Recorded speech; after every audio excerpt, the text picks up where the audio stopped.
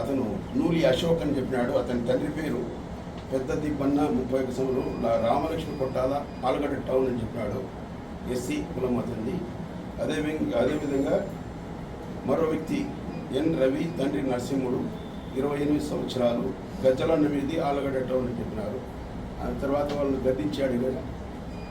Akhilapriya madam ఇంటి దగ్గర జరిగినటువంటి కారు గుద్దిన కేసు కన్ఫ్యూస్ అయినారు. Ashok Kumar is the main follower of ఏవి సుబ్బారెడ్డి.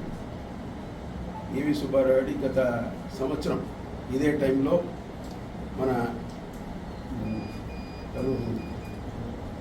చంద్రబాబు నాయుడు కుమార్ నారా లోకేష్ గారు యువగలం మీటింగ్ పెట్టి ఉన్నారు. ఆ విషయంలో మన సుబ్బారెడ్డి గారు అఖిలప్రియ గారు అందరూ హాజరైనారు.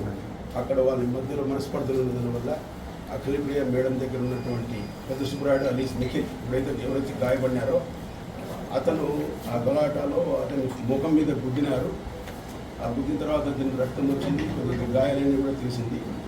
అప్పటి నుంచి కూడా సుబ్బారెడ్డి మన ఏవి సుబ్బారెడ్డి మనుషులు అతను ఏవి సుబ్బారెడ్డి కూడా కొద్దిగా ఇతను చేసినానికి కొద్దిగా కసి పెంచుకున్నారు.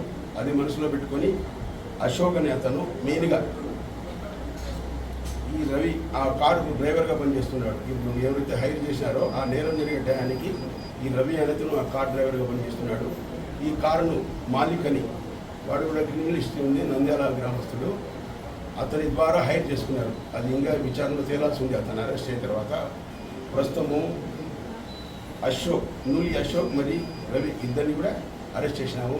వాళ్ళని విచారణలో తెలిసింది ఏమంటే ఈ మాలికతను ఈ కారు హైర్ చేసినారని, అశోక్ ఇతన్ని ఎట్లయినా ఏవి సుబ్బారెడ్డిని కొట్టిన వ్యక్తిని ఎట్లయినా చంపాలనే ఉద్దేశంతో మరాఠీ చంద్ర మరియు మాలిక్ బాషా, నూలి రవి, తప్పటి నరసింహారెడ్డి, ఇంకొకరు చంటి అని పూర్తిగా మనకు తెలియదు చంటి అడ్రస్.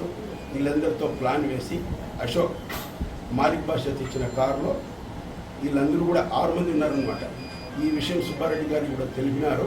ఇట మేము అతను చెప్పాలనుకున్నామనే ఉద్దేశంతో వాళ్ళు వేసుకున్న పథకం ప్రకారం 14/15/2024 అర్ధరాత్రి అతను చంపడానికి కారుతో గుద్ది చంపి నరకాలనే ఉద్దేశంతో అటెంప్ట్ చేసినారు.